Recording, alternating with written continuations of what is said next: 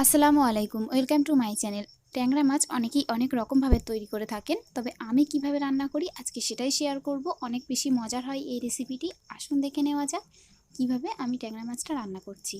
সবার প্রথমে এখানে আমি 6টা ট্যাংরা মাছ নিয়ে নিয়েছি। দেখুন খুব ভালো করে ট্যাংরা মাছটা আমি ধুয়ে পরিষ্কার করে নিয়েছি। দেখতেই পাচ্ছেন ট্যাংরা মাছগুলোর সাইজ কেমন। এবার আমি ট্যাংরা মাছটা একটা সাইডে রেখে দেব, দিয়ে আমি ট্যাংরা মাছটা রান্না করে নেব।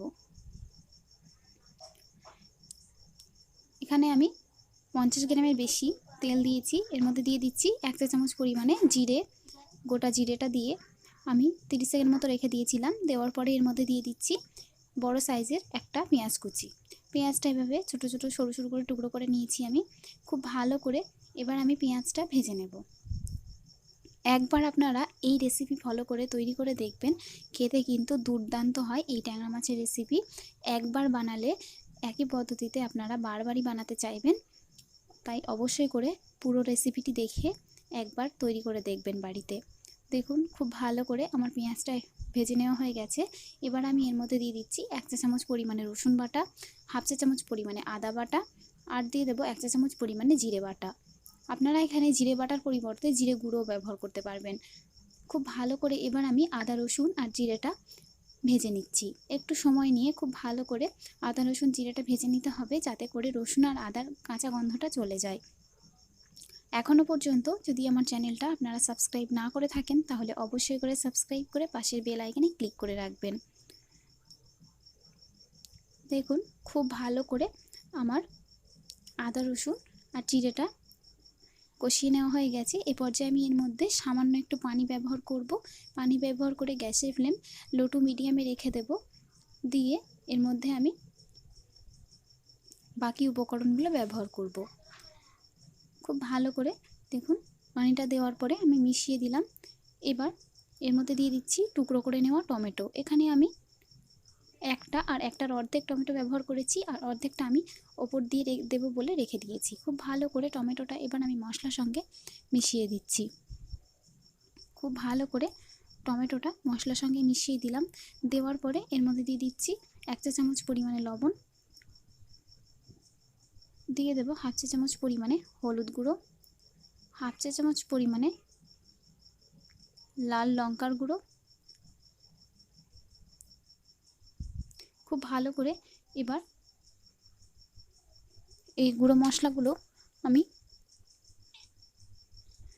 কষিয়ে নিচ্ছি মশলার সঙ্গে।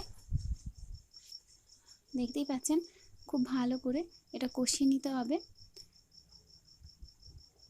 গ্যাসের ফ্লেম মিডিয়ামে রেখে খুব ভালো করে মশলাটা কষিয়ে নেবেন। ট্যাংরা মাছ এখানে আমি কাঁচাই ব্যবহার করব, তার জন্যে যতটা ভালো করে মশলাটা কষিয়ে নেওয়া যায় কষিয়ে নেবেন। এবার খুব ভালো মতো কষিয়ে নেওয়ার পরে এর মধ্যে দিয়ে দিচ্ছি 1 চা চামচ পরিমাণে সরিষা বাটা। আমি এখানে কালো সর্ষে বাটাটা ব্যবহার করেছি, আপনারা যে কোনো সর্ষে বাটাটাই ব্যবহার করতে পারবেন। খুব ভালো করে এবার সর্ষে বাটাটা দেওয়ার পরে আবারও কিছুক্ষণ আমি এটা কষিয়ে নেব। দেখুন মশলাটা আমাদের রেডি হয়ে গেছে। খুব ভালো করে মশলাটা কষিয়ে নেওয়া হয়ে গেছে। এবার আমি এর মধ্যে দিয়ে দিচ্ছি পানি। খুব বেশি পানি এখানে দেব না, খুবই সামান্য পরিমাণে পানি আমি এখানে দিয়ে দিলাম। পানিটা দেওয়ার পরে খুব ভালো করে আবারও আমি এভাবে মিশিয়ে দিচ্ছি। খুব ভালো করে এভাবে মিশিয়ে দেওয়ার পরে আমি এর মধ্যে একে একে মাছগুলো দিয়ে দেব। দেখুন খুব ভালো করে মশলাটা আমার রেডি হয়ে গেছে। এবার আমি এর মধ্যে মাছগুলো একে একে দিয়ে দিচ্ছি। এইভাবে একবার আপনারা এই রেসিপি তৈরি করে দেখবেন। আমি বারবারই বলছি, অনেক বেশি মজার হয় এই রেসিপিটি। দেখুন মাছগুলো একে একে আমি দিয়ে দিলাম। দেওয়ার পরে খুব ভালো করে এবার আমি মাছগুলো একটু এর মধ্যে কষিয়ে নেব, তবে খুবই সাবধানে আর আলতো হাতে এইটা করে নেওয়ার চেষ্টা করবেন, এতে করে মাছগুলো ভাঙবে না।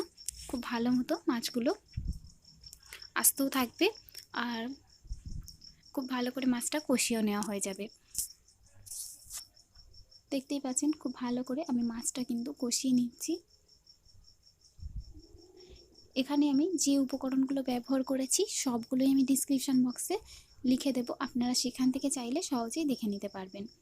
দেখতেই পাচ্ছেন খুব ভালো করে মাছগুলো আমি একবার উল্টে পাল্টে দিয়েছি। খুব ভালো করে একবার এভাবে উল্টে পাল্টে দেওয়ার পরে আমি এটা ঢাকা দিয়ে দেব 2 মিনিটের জন্যে।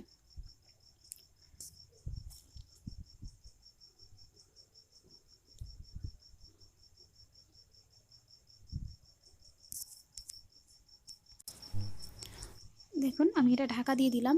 ঢাকাটা আমি 2 মিনিট পরে খুলে দেখাচ্ছি। দেখুন 2 মিনিট হয়ে গেছে, খুব ভালো করে মাছগুলো কষিয়ে নেওয়া হয়ে গেছে। এবার খুব ভালো করে আলতো হাতে করে এবার আমি আবারও এভাবে একটু মিশিয়ে দিচ্ছি। এ পর্যায়ে গ্যাসের ফ্লেম মিডিয়ামে রাখবেন, রেখে খুব ভালো করে মাছগুলো একটু আবারও উল্টে পাল্টে দিতে হবে। দেওয়ার পরে আমি এর মধ্যে পানিটা অ্যাড করব। আজকের এই রেসিপি আপনাদের কাছে কেমন লাগছে অবশ্যই আপনারা আমাকে কমেন্ট বক্সে জানাতে পারেন। দেখুন খুব ভালো করে আমি এপাশ ওপাশ করে দিলাম। উল্টে পাল্টে দেওয়ার পরে এবার আমি এর মধ্যে পানি ব্যবহার করছি। এখানে আমি 1 কাপ পরিমাণে পানি দিয়ে দিলাম। 1 কাপ পরিমাণে পানি দিয়ে এবার আমি এর মধ্যে দিয়ে দিচ্ছি 3টে কাঁচা লঙ্কা। আমি এভাবে মাঝখান থেকে নিয়েছি, নেওয়ার পরে দিয়ে দিলাম। আর দিয়ে দেব টমেটো। আমি এখানে অর্ধেকটা পরিমাণে টমেটো কুচি করে নেওয়া রেখে দিয়েছিলাম, সেটা আমি ওপর দিয়ে দিলাম। আর দিয়ে দেব ধনেপাতা কুচি করে নেওয়া। অবশ্যই করে এখানে ধনেপাতাটা ব্যবহার করার চেষ্টা করবেন, এতে করে ফ্লেভারটা অনেক বেশি ভালো আসে। ধনেপাতাটা দেওয়ার পরে খুব ভালো করে আমি একবার এটা আলতো হাতে একটু মিশিয়ে দিচ্ছি। গ্যাসের ফ্লেম মিডিয়াম টু হাইতে রেখে এবার খুব ভালো করে এটা রান্না করে নিতে হবে।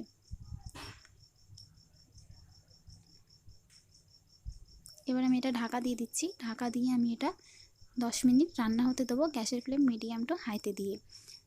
দেখুন আমি এটা 8 মিনিট পরে খুলে আপনাদেরকে দেখাচ্ছি। দেখতেই পাচ্ছেন খুব ভালো করে মাছটা কিন্তু রেডি হয়ে গেছে। এ পর্যায়ে আমি গ্যাসের ফ্লেম বন্ধ করে দেব। গ্যাসের ফ্লেম বন্ধ করে আমি আপনাদেরকে দেখাচ্ছি।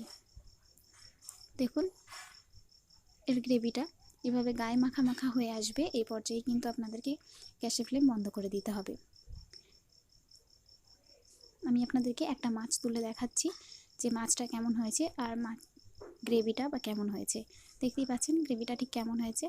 দুর্দান্ত খেতে হয় এই রেসিপিটি, একবার অবশ্যই আপনারা ট্রাই করে দেখবেন। এবার আমি এটা আপনাদেরকে প্লেটে সার্ভ করে দেখাচ্ছি। দেখুন দেখতেই পাচ্ছেন মাছগুলো কত বেশি মজার হয়েছে। রেসিপিটি ভালো লাগলে অবশ্যই একটি লাইক করে দেবেন।